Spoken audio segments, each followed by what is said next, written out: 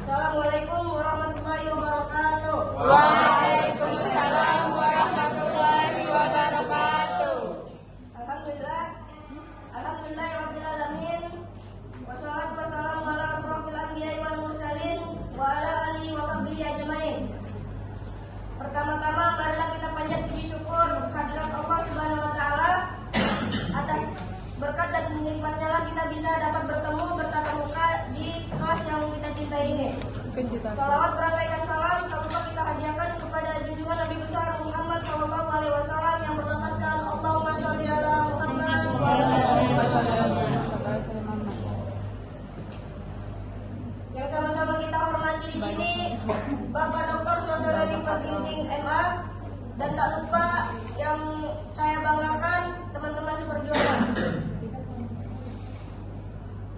Hadirnya kami ataupun duduknya kami di hadapan teman-teman di sini untuk menyampaikan hasil dari diskusi kami mengenai tentang respon cendekiawan Islam terhadap problem dikotomi yang akan disampaikan oleh pemateri 1. Pada pemateri 1 kami persilahkan.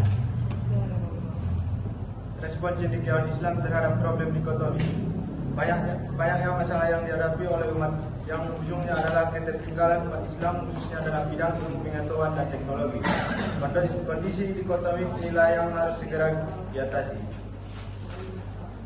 Disebabkan persoalan dikotomi ini adalah persoalan Islam di berbagai belahan dunia, maka respon yang diberikan juga berbeda-beda. Beberapa riset yang dapat dibaca, paling tidak ada 3 respon yang diberikan para cendekiawan tersebut.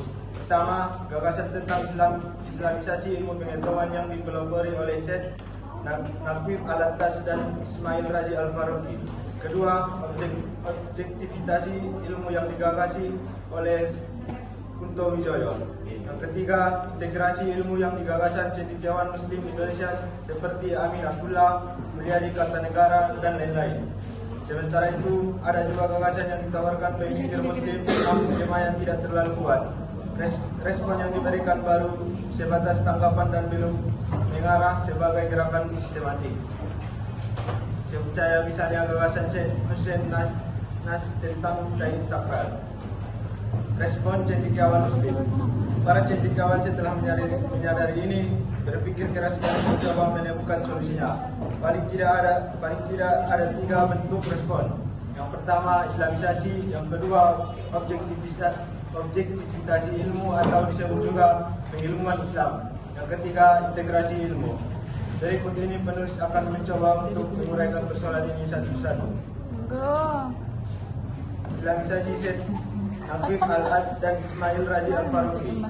Jika merujuk sejarah, jelas bahwa proyek Islamisasi pengetahuan lahir dari konferensi internasional pertama di Makkah pada tahun 1977. Di dalam muktamar itu, Naqib Al-Attas memperkenalkan proyek Islamisasi pengetahuannya sebagaimana tertuang di dalam bukunya Islam dan Sekularisme. Gagasan tersebut terus disosialisasikan ke dalam berbagai forum ilmiah di dunia. Al-Attas adalah ilmuwan berkewarganegaraan Malaysia yang lahir di Bogor, Jawa Barat pada tanggal 5 September 1931. Menurutnya ada 3 hal penting yang ditemukan Al-Attas dalam konteks eksistensi umat Islam dalam pentas peradaban global. Pertama, problema terpenting yang dihadapi umat Islam saat ini adalah masalah ilmu pengetahuan. Yang kedua, ilmu pengetahuan modern tidak bebas nilai sebab dipengaruhi oleh pandangan keagamaan, kebudayaan, dan filsafat yang mencerminkan kesadaran dan pengalaman barat. Yang ketiga, umat Islam perlu mengislamkan ilmu pengetahuan masa kini dengan mengislamkan simbol-simbol linguistik mengenai realitas dan kebenaran.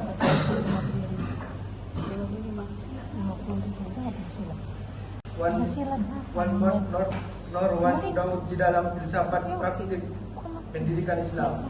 Syekh Naqib Al-Attas menuliskan sebagai berikut.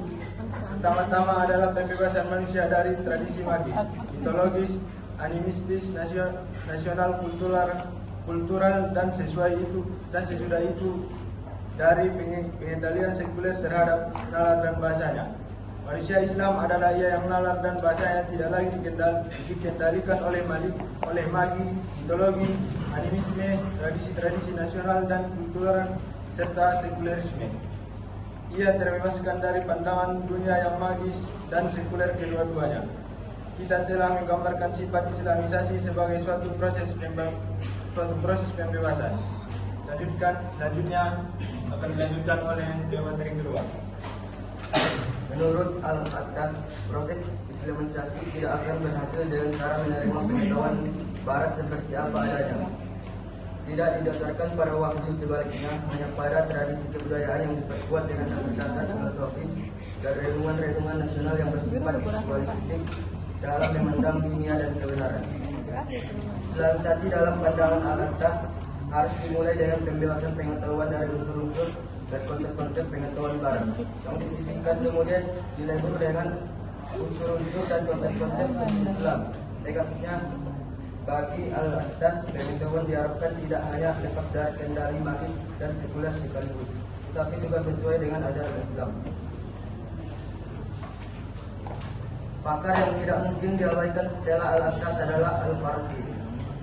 Al-Faruqi mengatakan bahwa Islamisasi ilmu adalah ide yang dikembangkannya sendiri tanpa merujuk atau diinspirasi oleh pakar lainnya. Kendatipun ada banyak idiom Al-Attas yang digunakan oleh Al-Faruqi. Catatan yang diberikan oleh Budi Ardianto, Al-Attas pernah mengkritik Al-Faruqi dengan memberi penegasan sejatinya ilmuwan Muslim adalah mereka yang jujur dengan ilmunya.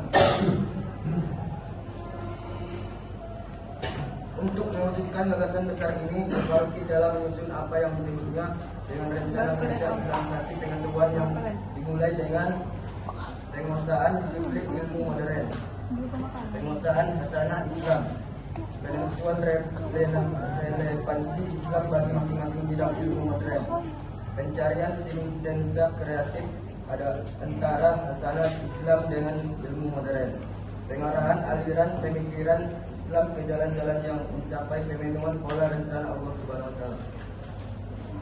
Selanjutnya, untuk merealisir tujuan-tujuan tersebut, sejumlah langkah juga telah ditetapkan dan harus diambil menurut suatu urutan list yang menentukan prioritas masing-masing langkah tersebut. Adapun langkah-langkah tersebut adalah penguasaan disiplin ilmu modern, penguraian kategoris, survei disiplin ilmu, penguasaan hasanah Islam, sebuah antologi, penguasaan hasanah ilmiah Islam tahap analisa, penentuan relevansi Islam yang khas terhadap disiplin ilmu, penilaian kritis terhadap disiplin ilmu modern, tingkat perkembangan saat ini, penilaian kritis terhadap yang dihadapi umat Islam, survei permasalahan yang dihadapi umat manusia, analisa kreatif dan sintesa, penuangan kembali disiplin ilmu modern ke dalam kerangka Islam, buku-buku darah tingkat universitas, penyebar luasan ilmu-ilmu yang telah diislamkan. Selanjutnya adalah pengilmuan Islam oleh Kunto Wijoyo. Kunto Wijoyo adalah tokoh di balik gerakan objektifikasi Islam atau pengilmuan Islam. Sebagaimana yang telah dijelaskan bahwa Kunto tidak setuju dengan Islamisasi sains karena mendorong terjadinya tekstualisasi atau juga disebut ayatisasi. Model ini sangat rawan terjustifikasi dan terjadi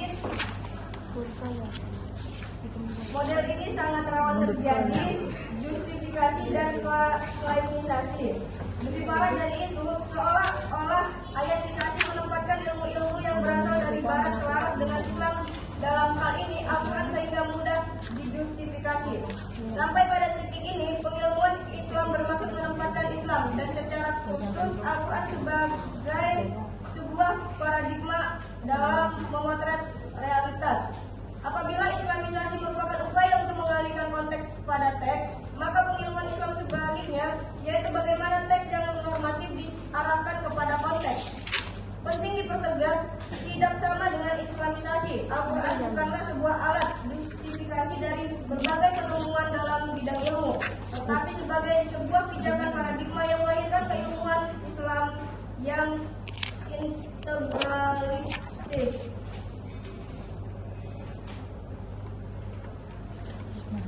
Mungkin hanya itu yang dapat kami sampaikan dari pertemuan kali ini.